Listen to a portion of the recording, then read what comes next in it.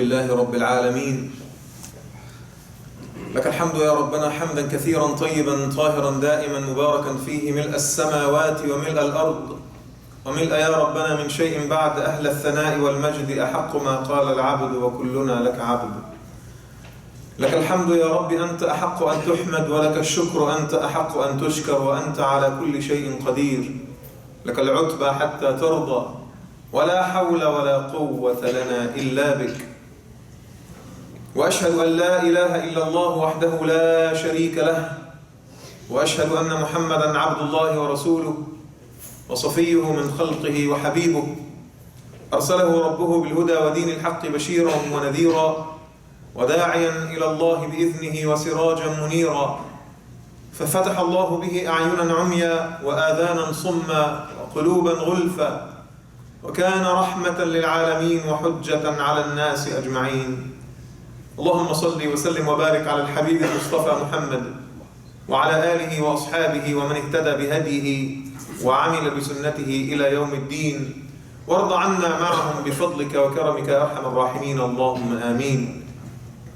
I praise Allah subhanahu wa ta'ala, the creator of heavens and earth, the provider, the giver, the sustainer, the cherisher, the bestower of bounties. I thank Allah subhanahu wa ta'ala, endless He is in His glory, for every blessing He has bestowed upon me and my family. And I express my gratitude to the Lord in words and action. I bear witness that there is no deity worthy of worship except Allah. And I bear witness that Muhammad is Allah's final prophet and messenger, the bearer of glad tidings, the role model to be followed, the torch of light and guidance in this world, the heart that emanates with love. I thank Allah subhanahu wa ta'ala for sending us the blessing that is Muhammad. I thank Allah subhanahu wa ta'ala for making us among the followers of Muhammad and for bringing each and every one of us to the fold of Islam. I ask Allah to shower His blessings upon the Prophet and his family, his companions, and all men and women that walk steadily in their footsteps, and I ask Allah to make each and every one of us among them. Allahumma ameen. My dear brothers and sisters, I greet you with the greeting of Islam. Assalamu alaikum wa rahmatullahi wa barakatuh. I'm sure that by now many of you have heard of the incident in which this young brother, 25-year-old brother Umar from Elk Grove, drowned when he was celebrating his 25th birthday with his friends out in Nevada City. He's a very good swimmer, well-trained, and has probably swam that river so many times. But they say that he was going down this water slide, this nature-made water slide, jumped cannonball style in the water, surrounded by 6 or 7 of his friends. Probably did this a million times before. But then the minute he went down the surface of the water, he never came back out. And now the sheriff's department is, they found his body a couple of days ago, subhanAllah. May Allah subhanahu wa ta'ala protect you and your loved ones. For 3 or 4 days, his family did not have closure because they did not know where the body is. And now that the sheriff's department found his body, they actually said that we've been warning people, this is a dangerous place to have water sports and to jump into the water. So I'm just saying this, inshallah, first and foremost, to remind you of this brother and what happened to him, and to ask you to pray for him and his family. But I also wanted, inshallah, to elicit your caution. Those of you who are young and prone to taking risks, I'm just wanted to bring it to your attention that, nothing is worth your life. Nothing is worth the agony that your parents and your family has to endure if something, God forbid, happened to you. So always use caution when you're having fun, when you're enjoying. SubhanAllah, the most amazing thing, I was doing some research on the internet just to get more information about this brother and what happened to him, and read the police report, and this is what I found.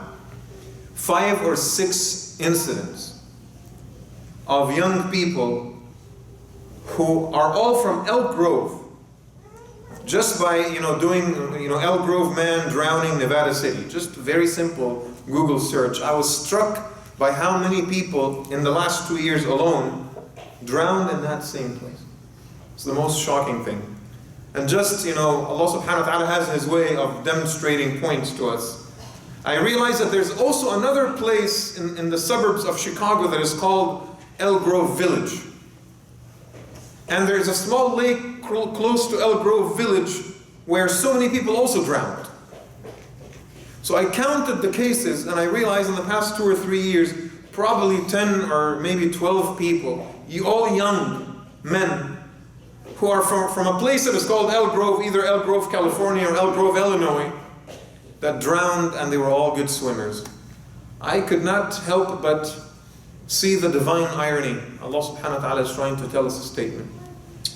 And while I was doing that research, I figured, you know what, I need to share something with the community about this. Something needs to be shared.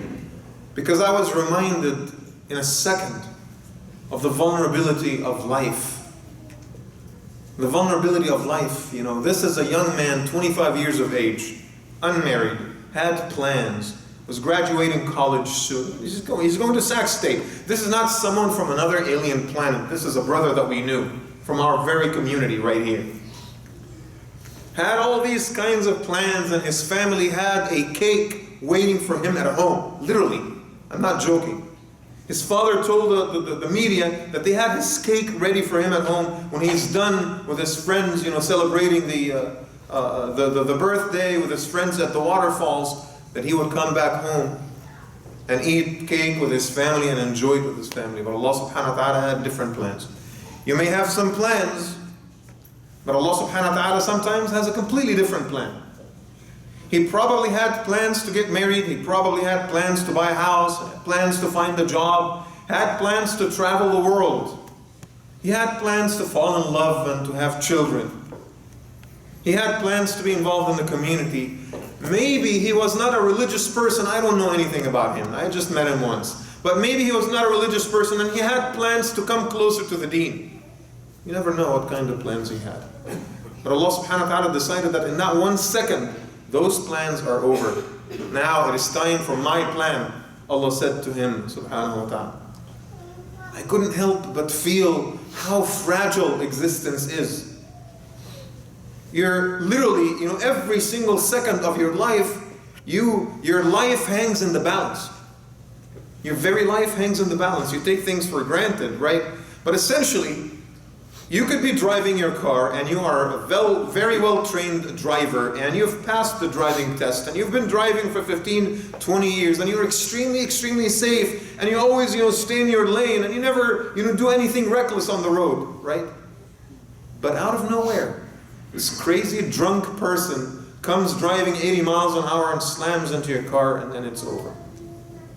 Is there anything you can do that could prevent such fate from happening? There's nothing. There's no level of caution, there's no level of responsibility that could protect you from the circumstances of life when Allah subhanahu wa ta'ala wills for something like this to happen to you. I wanted to remind myself, brothers and sisters, and remind you of the true meaning of this dunya in this khutbah. The true meaning of dunya in this khutbah. We have devised all these labels and activities and things that we do on a regular basis to distract us from the most inevitable truth of this world, and that is death. We've come up with all these things. We talk about work and career, we talk about marriage and raising children and family, we talk about social responsibility, we talk about democracy and activism and social justice, we talk about the distribution of wealth, we talk about spending time with family, we talk about entertainment and watching movies, and we talk about all kinds of different food and cuisines. We have filled our daily calendars with all types of interesting activities. Why? It is designed to distract you from the one true fact of this life, and that is that death upon you and upon me is 100% inevitable. And it could come at any minute. This brother, 25 years of age, a very trained swimmer, and he jumps into the water and never comes out. SubhanAllah. The current was so strong, they say, that it sucked him into this underwater hole. Have you ever heard of anything like that? Isn't that crazy? Like, who could have imagined that there is an underwater hole where the current is just going to pull you in? And they found him 11 or 12 miles downstream. 11 or 12 miles downstream. He died, he drowned, the water kept carrying him down the stream until he was stuck in the rocks somewhere, and the rangers found him, ultimately. I ask Allah subhanahu wa ta'ala to protect you and I from such destiny. And I ask Allah subhanahu wa ta'ala to forgive this brother and to make his passing a state of shahada. I ask Allah subhanahu wa ta'ala to admit him to Jannah. Allahumma ameen. What really bothers me though, is that every time I ask myself, was this brother given a chance to say his shahada or not? And you know why I say that? Because I had a near-death experience myself, 3 or 4 years ago. Interestingly, at the American River as well, which again, they're all connected to each other. And I swim well, alhamdulillah. And I wanted to cross the river, and I had a cramp, and in the middle of the river, I couldn't swim anymore. And I kept saying to myself, okay, I can do this, I can do this, I can do this, and at some point, I really couldn't do it anymore. So I let myself go, and I was just literally staying afloat, okay? And then the thought occurred to me, should I say my shahada or not? And I thought of saying my shahada, but I didn't. You know why? I don't know if that was a prudent decision back then, but that's what I decided. That's what my very tired mind told me, fighting for my life. If you say your shahada right now, then you're going to let go. And my wife and kids are on the other side of this riverbank and they can see me, and I should never let my kids watch this. So I shouldn't say my shahada right now because I need to keep fighting for my life. And subhanAllah, this motorboat came out of nowhere with an elderly couple, a man and his wife, just cruising down the river, and they saw me and they threw me a lifeboat. I didn't even have a life jacket on me. And when they picked me up and I sat there, they reprimanded me for the next 5 minutes and kept yelling at me. And I just lowered my head and I didn't say anything because they were absolutely right. But again, I asked myself, what if Allah subhanahu wa ta'ala willed otherwise and I drowned right then and there without saying my shahada? What would I say to Allah when I stand before Him on the Day of Judgment? That I died having some frivolous time in the river? Risking, swimming across the river without taking my proper precautions? Subjecting my kids and my family to watch this horror unleash and unfold right before their eyes? What would I say to Allah subhanahu wa ta'ala? And I wasn't doing anything haram. I wonder sometimes, people who do haram and they die in the midst of their act, what would they say to Allah subhanahu wa ta'ala? Wallahi, brothers and sisters. I mean, as a human being, I commit sins, just like everyone else. And I ask myself, what if Allah wills to take my life in one of those moments when I'm not prepared? What would I say? يُبْعَثُ الْمَرْءُ عَلَى مَا مَاتَ عَلَيْهِ, as the Prophet taught us, sallallahu alayhi wa sallam. You will be resurrected on the Day of Judgment, standing before Allah subhanahu wa ta'ala, engaged in the same activity in which you died. So God knows what you were doing, and then you die in the midst of it. Whatever it is, that's your choice. You will be doing the same exact thing before Allah subhanahu wa ta'ala. What would you say to Him? I am reminded of a story that one of my teachers taught us when we were kids, trying to teach us about dunya. So it says that this young student of knowledge had a dream. And in his dream, he saw himself running away from a lion that was chasing him, trying to eat him. So what does the young student do? He goes into this jungle, climbs up a tree, and sits on a branch. And while he was sitting on a branch, the lion keeps going back and forth, keeps patrolling the area back and forth, waiting for this person to fall off the tree. And then he looks at the area where the branch is attached to the tree, and he notices that there are 2 rats, one black and one white. They are circling around the branch, eating it away, which means that ultimately this branch is going to break off and the person is going to fall down to his destiny. So he freaks out again. He looks down looking for the lion, but he sees the lion keeps going back and forth. But to his surprise, he notices that it's not just the lion waiting for him down there. There's a huge snake that just sat right underneath the branch and opened up its mouth, waiting for this man to fall so it swallows it in a second. So he looks up the tree, trying to find something else to hold on to. And he sees that there's another branch, a really good-looking branch. And on top of that branch, there is, a bee colony, and there's a honeycomb. So he reaches out to the honeycomb, and he realizes that it's producing such tasty, pleasurable honey. So he tastes it. And he says, man, that's such good honey. So he starts grabbing from the honey and grabbing from the honey, completely forgets about the lion, completely forgets about the snake, and completely forgets about the two rats that keep eating away, nibbling away at the root of that branch until it eventually broke off. And while he was falling straight into the mouth of the snake, he woke up and went to his teacher and asked him, Sheikh, I had this really, really scary dream. Would you please tell me what it was about? He explained his dream to the Sheikh, and the Sheikh told him, son, listen to me very carefully. The branch is your life, and the two rats are the days and the nights, going in succession, one after the other. With every cycle they make, one day of your life is gone. The snake is your grave, and lion is any form of death. And what is the honeycomb? The honeycomb is dunya. The minute you stare at dunya and you see it and you taste its pleasure, it has this crazy effect on us. Completely blinds us, it intoxicates us, and all of a sudden we're not paying attention to the grave, the snake, we're not paying attention to the lion, death, and we're not paying attention to the succession of day and night, right? The two rats, white and black, that continue to circle around. And I say to you, brothers and sisters, and quite frankly, I say that to myself as well. The succession of day and night is this relentless machine that never stops for anyone. It doesn't listen to pleas. You can plea all you want. You can plead all you want. Time will never stop for you. And it continues to nibble away at the greatest asset you've ever been given, and that is your life. And dunya continues to present itself to you in this extremely beautiful and flashy way, this flamboyant fashion.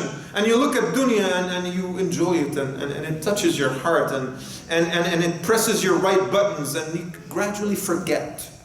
You gradually forget about the elements that are surrounding you. Allah subhanahu wa ta'ala once in a while sends us those reminders. I was sent that reminder last week.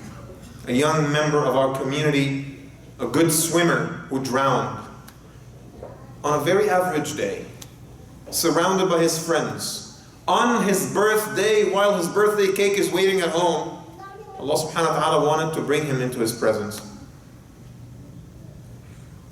I ask Allah subhanahu wa ta'ala to strengthen our hearts, brothers and sisters. I ask Allah subhanahu wa ta'ala to show us the meaning of this dunya for real. Listen to this hadith the Prophet ﷺ taught us, alayhi salatu wasalam. Again, death is about us standing before Allah, right?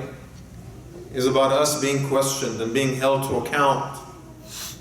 The choice is always between the honeycomb, which is a short-term pleasure, and Allah subhanahu wa ta'ala, and that is the long-term pleasure, right? The Prophet says, sallallahu alayhi wasallam, and I really want you to take this hadith in. I doubt that you've ever heard it before, by the way. The Prophet says, alayhi salatu wasalam, مَا مِنْ أَحَدٍ مِّنْكُمْ إِلَّا وَيَخْتَلِي بِهِ رَبُّهُ كَمَا يَخْتَلِي أَحَدُكُمْ بِالْقَمَرِ لَيْلَةَ الْبَدْرِ. Every single one of you will have a private meeting with the Lord. You will encounter the Lord privately, just you and Him, the way you encounter the night, the moon when it's full, on the night of the 15th of every month. What feelings are elicited in your heart when you have a private moment with the moon? If you are, just like many of us, if you are in the business of contemplation, of tafakkur, of spending time out in nature, right? And you see the moon when it's so full and it's so beautiful, and you contemplate on the creation of Allah subhanahu wa ta'ala, it makes you feel better. It relaxes you. It makes you appreciate the beauty in nature, right? It's such an intimate, private moment between you and the moon. So the Prophet says that every single one of us will have that private moment with Allah subhanahu wa ta'ala. It's a moment that is filled with hope, but it's also a moment that is filled with awe. And sometimes it is filled with fear and anticipation. Why? Because Allah subhanahu wa ta'ala will ask you, فَيَسْأَلُ اللَّهَ عَزَّ وَجَلَّ ابْنَ آدَمَ مَا غَرَّكَ بِهِ. Sons and daughters of Adam, Who caused you to be deceived away from my path? ابن آدم ما غرك بي ابن آدم ماذا فعلت فيما علمت? What have you done?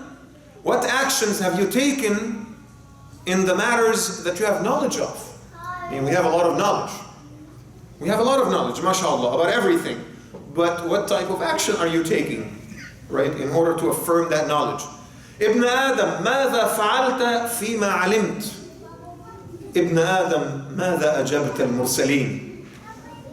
How have you responded to the commands of the prophets and the messengers? Allah subhanahu wa ta'ala will ask you.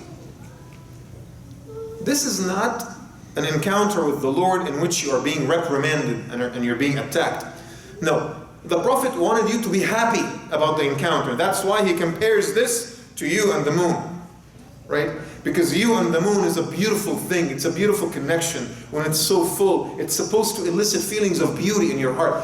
The Prophet ﷺ is not necessarily intending to scare us of the moment. He just wants you to anticipate the moment. He wants you to be prepared for the moment. He's telling you, Allah subhanahu wa ta'ala, as someone that loves you, is going to ask you these legitimate questions. What have you done with the knowledge that I have given you? What caused you to stray from my path? How have you responded to the commands of the prophets and the messenger? I ask myself that, brothers and sisters, as someone who has knowledge of what is halal and what is haram, what is right and what is wrong. And I think that most of our community, mashallah, has been endowed with that knowledge of at least the basics of the deen. Allah will ask you on the day of judgment. He will ask you as a friend who is disappointed. He will ask you as a friend who expected better from you. He will ask you as someone that loved you and has granted you every opportunity and every chance to learn and has kept sending you the signals and the reminders. Allah subhanahu wa ta'ala will ask you as someone who cares about you. Why? I have provided you with all needed information. I have sent you signals and messengers and prophets and revelations. I have asked you to pay attention. I have given you 75 years as a long stretch of an opportunity for you to learn and for you to act. Why? What caused you to stray from my path? مَا غَرَّكَ بِي. As the Quran says, مَا غَرَّكَ بِرَبِّكَ الْكَرِيمِ. What caused you to stray from your benevolent Lord? You give up on Allah subhanahu wa ta'ala and settle for a honeycomb.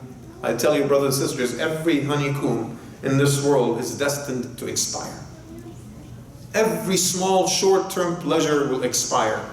The only long-term pleasure that is worth fighting for is the pleasure of meeting Allah subhanahu wa ta'ala. When you are in that encounter with Allah, the way you encounter the moon, when it's full, and Allah subhanahu wa ta'ala smiles in your face and tells you, I am proud of you. Oh, Allah subhanahu wa ta'ala says, I am proud of you. Oh, He says that all the time. Every time you repel evil, every time you resist pressure, every time you push shaitan away, every time you perform a good deed, every time you pray and you make dua, Allah subhanahu wa ta'ala says to the angels, I am proud of my worshipper. That would be the ultimate prize. I ask Allah subhanahu wa ta'ala to grant each and every one of us that prize. Allahumma ameen. I ask Allah subhanahu wa ta'ala to bring us closer to each other and to establish us with firmness on His path. Ameen ya Rabbil Alameen. Brothers and sisters, raise your hands and speak to Allah from the heart. ادعوا الله وأنتم موقنون بالإجابة.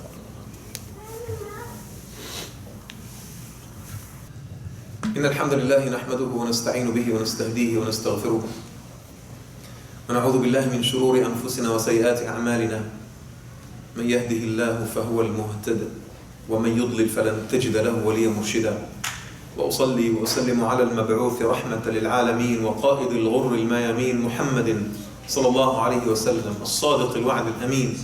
اللهم صل وسلم وبارك على الحبيب المصطفى وعلى آله وأصحابه وأتباعه ومن اهتدى بهديه وعمل بسنته إلى يوم الدين معهم بفضلك وكرمك أرحم الراحمين اللهم آمين. Brothers and sisters, just to talk to you briefly today about the meaning of dunya, inspired by this incident that took place in our community just a few days ago. This young brother from Elk Grove who drowned in Nevada City celebrating his birthday with his friends. A good swimmer who jumped into the water and never came back.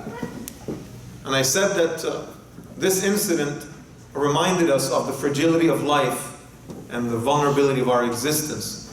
And one that, inshallah ta'ala, I know it did that to me, and I hope inshallah it does that to you as well, that it acts as a subtle and gentle reminder from Allah subhanahu wa ta'ala that we need to make adjustments in our life, so that when the time comes and we encounter, as the Prophet says in the hadith, we encounter that private moment with Allah subhanahu wa ta'ala in which we see Him the way we see the full moon, instead of Allah reprimanding us, Allah subhanahu wa ta'ala would be proud of us. But the thing is, what really occurred to me after hearing that story is what Imam Ibn Khaldun said in the introduction of his great work that became one of the foundational authorities and manuscripts in the science of sociology, Al-Muqaddimah. Imam Ibn Khaldun talks about the rise and fall of civilizations. And he basically says that the initial founding generation of any civilization is very keen about establishing it and making it strong, and endowing that civilization with all kinds of means and resources to help it keep going strong. So they're willing to fight, they're willing to build the economy, they're willing to, establish, a positive and good society, they're willing to have diplomatic relations, they're willing to do whatever it takes to make sure that the new dynasty or that the new civilization is strong and continues to be strong. And then when that initial founding generation hands over power and resources to the next generation, they are a little bit less keen, because they have inherited it and it came to them on a silver platter, so they're not really, as strong and keen in terms of preserving it as their fathers were. And the second generation hands it over to the third generation, the third generation hands it over to the fourth, and so on and so on. And this is how civilizations decline and erode, because every generation does not pay as much attention to the value that they have in their hands as the fathers had, right? And when it completely collapses, now it creates this huge incentive for another generation to rebuild. So they start establishing the civilization again, and that is how it rises again, right? So it goes like this, and those sine waves. It's a very, very accurate description of how history works, right? But it's not just about civilizations. I mean, think of businesses. In the age when the world was controlled by mom and pop businesses, today you have, the corporate structure. The corporate structure is extremely strong and continuous and powerful. But when it's just mom and dad used to run those businesses, the first generation works really hard, hands over wealth to the second generation. The second generation treats it lightly, hands it over to the third, treats it even more lightly until it falls apart, right? And that creates opportunities in the market for more people to step in and to create new big businesses and so on and so forth, right? This applies to everything. It also applies to religion. That's the scary part. It applies to religion. The founding generation of the Sahaba definitely had a certain level of commitment to the deen that was not present in the second generation of the Tabi'een, right? And the second generation of the Tabi'een had that level of commitment that was not present in the third generation. And the Prophet ﷺ basically says, that the best 100 years are the first 100 years of Islam, right? But here's what the scholars also say. The scholars also say that Allah subhanahu wa ta'ala interferes with His grace and might to ensure the preservation of Islam. So even if we, as the subsequent generations, fall short in terms of carrying the amana, Allah subhanahu wa ta'ala will never let it fall. He will pick it up for us. Because He says in the Quran, إِنَّا نَحْنُ نَزَّلْنَا الذِّكْرَ وَإِنَّا لَهُ لَحَافِظُونَ. We are the ones that sent this reminder, the Quran, and we are the ones that will be tasked to protect it and preserve it. Okay? And that is why I'm not very, very frightened that the subsequent generations of Muslims in this country will completely lose their faith and be totally sucked into the dunya and its pleasures and its flash and all of the flamboyance of this life, right? I'm not extremely frightened about that. But all I'm saying is that it is very, very possible. It is very possible. If we as parents, if we as educators, if we as mentors do not continue to teach our children and instill the seeds of the deen, the right ones, in their hearts, and make sure that inshallah ta'ala they do the same for the following generation, it might actually fall apart, right? Or we might be replaced as a generation by another one that will take care of the amana in our stead. فَإِن تَوَلَّوْا يَسْتَبْدِلْ قَوْمًا غَيْرَكُمْ فَإِن تَتَوَلَّوْا يَسْتَبْدِلْ قَوْمًا غَيْرَكُمْ. If you turn back on your heels, Allah subhanahu wa ta'ala will replace you with another generation that will take care of the responsibility. So, on a positive note, alhamdulillah, Islam is not going to be destined to the same cycle of destruction. We know that.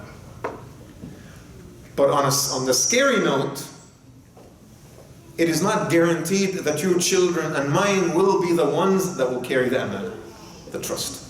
It could be someone else. It could be converts. It could be a completely different group of people. If you don't stand up and show Allah subhanahu wa ta'ala that you deserve the amana, the dunya for you is just a tool, an instrument that you have in your hands. It has not crept into your heart yet. If you don't show Allah subhanahu wa ta'ala that, He might actually just give the amana over to someone else. And I am reminded of this ayah in the Quran.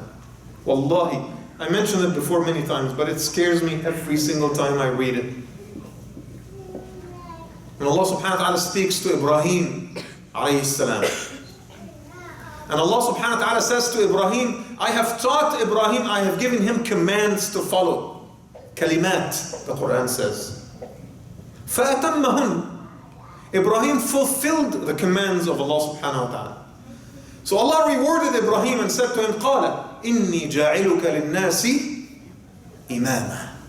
Ya Ibrahim, by way of rewarding you, I would like to make you a leader of people, a leader of humanity, an inspiration. By the way, brothers and sisters, Ibrahim was not just a prophet.